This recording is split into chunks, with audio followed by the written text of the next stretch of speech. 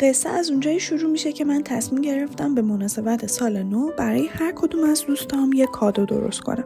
واسه همینم تصمیم گرفتم برای هر کدوم با در نظر گرفتن شخصیت و سلیقه و استایلشون یه اکسسوری درست کنم. اکسسوری بعدی اسمش چاوه. ایده که چاو از زمانی که طرح اولیه‌اش رو زدم تا زمانی که کار کردن روش به پایان رسید خیلی تغییر کرد. اول از همه این که اصلا قرار نبود رنگ سفید رو نگه دارم. ایدم این بود که حتما یه رنگ بولد خیلی جدی انتخاب کنم و یه دستبند رنگی درست کنم. ولی به نظرم فرم و شکل دستبند به اندازه کافی کاراکتر داشت و برای همین سفید نگه داشتنش اتفاقا به نظرم کامل ترش میکرد. درست کردن چاو با کلی تجربه جدید همراه شد. چاو اولین تلاش من برای ترکیب گل با نخ بود. یعنی میخواستم از نخ نه به عنوان یه عنصر خارجی بلکه به عنوان بخشی از طراحی استفاده کنم. چاو قرار کلاسیک ولی آوانگارد باشه.